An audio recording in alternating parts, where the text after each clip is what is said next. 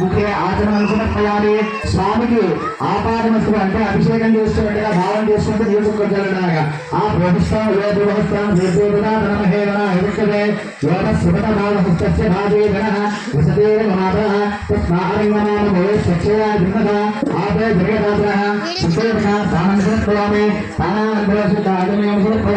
ఒక పుష్పం వేయడం వస్త్రం లాగా అనుకోండి. ఆ పువ్వులే వస్త్రం అనుకోండి. ఆ పువ్వులే వస్త్రం అనుకోని భావించి స్వామివారి మీద వేయండి. సప్తాస్యాసన్ ప్రదేహ సప్త సమిరకృత వేదాయ యజ్ఞం దానా వస్త్రార్థం పుష్పం సమర్పయామి. తం యజ్ఞం పరిధి భద్రాక్షం పురుషం జాతమకృత అక్షం పగించవేయండి. యజ్ఞోపరీతార్థం అక్షతాం సమర్పయామి. యజ్ఞోపరీతార్థం అక్షతాం సమర్పయామి. గంధం చల్లండి. గంధ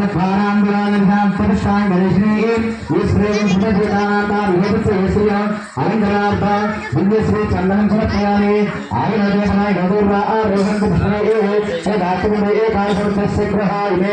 ఇది పుష్ప పూజాని పువ్వులు కానీ పత్రి కానీ అక్షంతలు కానీ ఏముంటే అవి స్వామివారి పాదాల దగ్గర గణేశాయ నమః అనుకుంటూ పూజ చేస్తూ ఉండండి.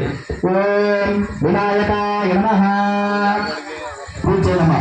ఓం వినాయకాయ నమః. ఓం విఘ్నరాజాయ నమః. ఓం గౌరీపుత్రాయ నమః.